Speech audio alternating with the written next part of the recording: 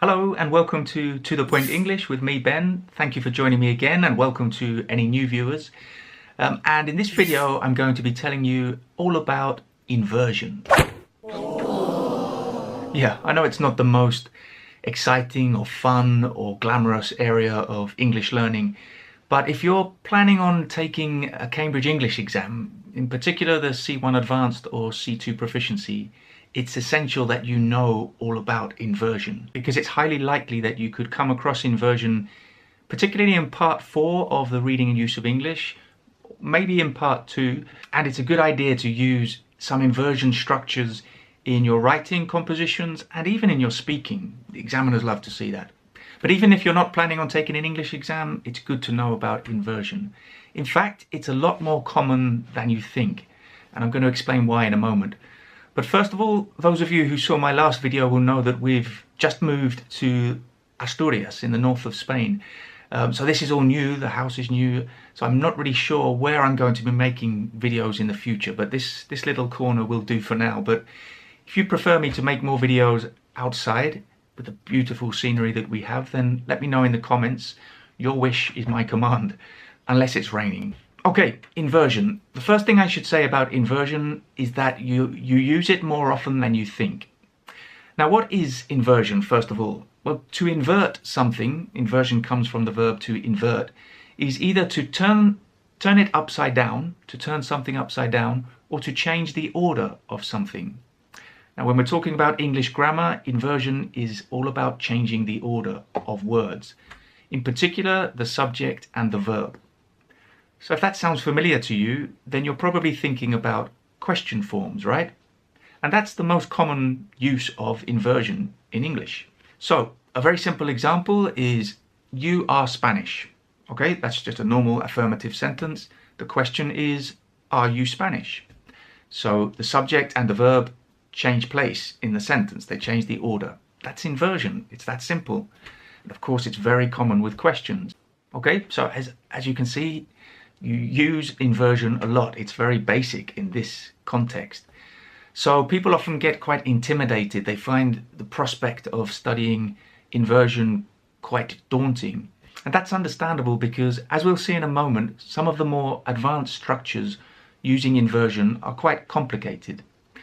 But another very common use of inversion is in conditional sentences. So for example, a typical conditional sentence is, if I had known you were coming, I would have baked a cake. So that's the third conditional, right? So we're referring to a past action that didn't happen. So if I had known you were coming, I'd have baked a cake. We can also say, using inversion, had I known you were coming, I'd have baked a cake. That's the same, that part. But had I known, not if I had known, but had I known you were coming. And that's quite a common way of using conditionals in English. It's a more advanced form of conditionals, but again, in the C1 Advanced or C2 Proficiency exams, you need to know how to make that construction. We can also use inversion with the first conditional in a slightly different way. So let's think of an example for the first conditional. If I go to London, I will buy you a souvenir. Now, another way of saying that, a more advanced structure of conditional there is, should I go to London, I'll buy you a souvenir. So should I go to London, I'll buy you a souvenir. So here you have the inversion. The should, the modal auxiliary should, goes before the subject I. So we're getting into quite advanced grammar now, but as I said, it's quite common. So in question forms and those conditional forms, those are probably the most common uses of inversion in English. But a very important use that we need to look at too is when we use adverbs, particularly negative adverbs, in sentences to add emphasis to a sentence. And we often use these forms in a more literary sense. So often in written English more than spoken English. It can be used in spoken English too, but in normal colloquial English, you don't hear it so often. I, for example, hardly ever use inversion in this way.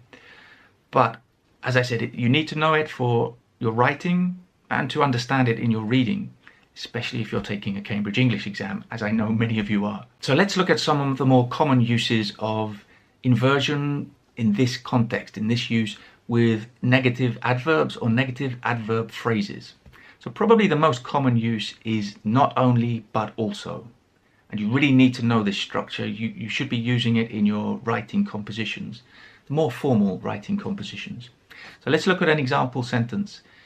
Not only does the government need to reduce carbon emissions, but also encourage people to recycle more. Okay, so again, it's my favorite example of climate change and carbon emissions, recycling, as it's very common in the exams, as you know. So not only does the government need, so there's the example of the inversion, does the government need, rather than the government needs, to reduce carbon emissions, but also encourage people to recycle more. So the normal sentence there would be very plainly and quite boring. The government needs to reduce carbon emissions and encourage people to recycle more, which is a perfectly good, grammatically correct sentence. But to add emphasis, to put more feeling into the sentence, we can use that inversion structure. Let's look at another example of inversion now with only then. So a continuation of my last example, but only then will we see improvements. So only then will we see improvements. So here the inversion is will we see, which is again, it's like a question form, isn't it? Will we see you? Will we see improvements? But here it's not a question, it's a statement, but adding emphasis with only then. So again, the normal structure here, a normal bland sentence would be, we will only see improvements then. Which again is perfectly good. It's a good grammatically correct sentence, but it doesn't have the same feeling or emphasis.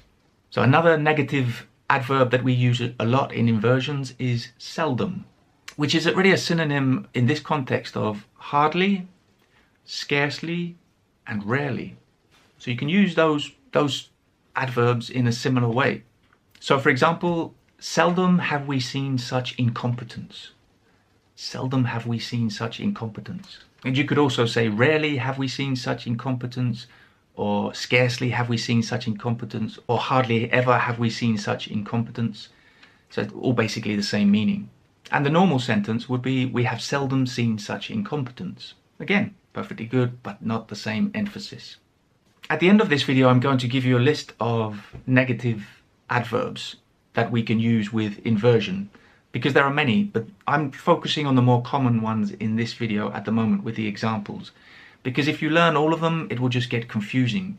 So I think it's better to focus on the more common ones. But it's also good to know about the others, so as I said, you'll have the list at the end of the video.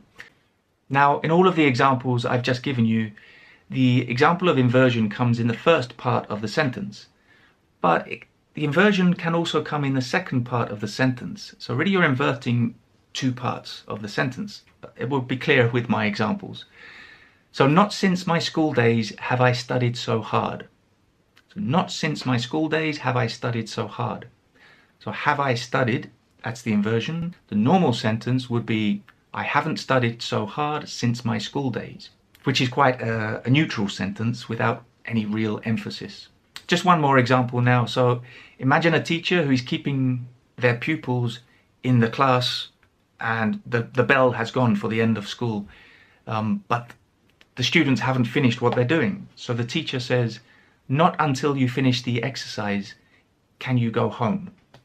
Okay, so again, the inversion is can you go home? Again, it's like a question form, right? Can you go home? But it's not a question. It's not until you finish the exercise can you go home. So again, the normal sentence would be, you can't go home until you finish the exercise. So you cannot go home until you finish the exercise. And there you have it, inversion. Wasn't that complicated, was it?